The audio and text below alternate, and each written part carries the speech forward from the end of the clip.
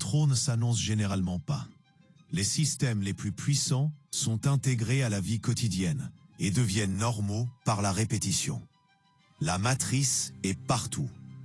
Les normes sociales, les systèmes économiques, les attentes culturelles et les cadres idéologiques façonnent les comportements sans recours à la force explicite.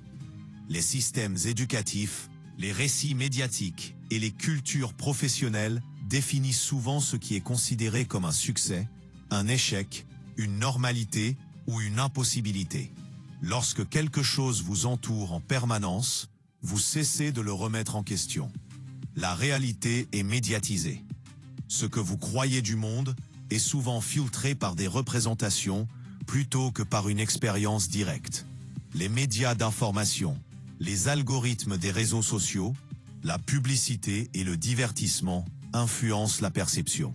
Ce qui est montré de manière répétée paraît vrai, important ou inévitable, même lorsque c'est sélectif ou déformé. La perception peut être façonnée. Les institutions modèlent l'identité et le comportement en définissant des rôles, des devoirs et des cadres moraux. Les structures de travail définissent la valeur à travers la productivité.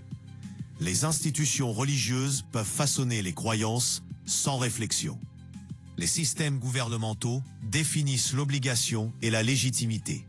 Rien de tout cela n'est intrinsèquement mauvais, mais une participation non examinée peut devenir une automatisation mentale. Les systèmes fonctionnent le mieux lorsque les individus les intériorisent. C'est le monde qu'on a tiré devant tes yeux pour t'aveugler et t'empêcher de voir la vérité. L'illusion est psychologique, non physique. La barrière n'est pas la force, mais la croyance. Les gens acceptent souvent des croyances héritées sur l'argent, la réussite, les rôles de genre, l'autorité et le sens de la vie sans questionner leurs origines ni ceux qui en bénéficient. L'aveuglement s'apprend, il n'est pas imposé. La vérité n'est pas absente, elle est obscurcie. L'éveil exige de l'inconfort, du doute et une responsabilité personnelle. La pensée critique, l'autoréflexion et le courage moral sont nécessaires pour voir au-delà de la propagande, de la pression sociale et de la facilité.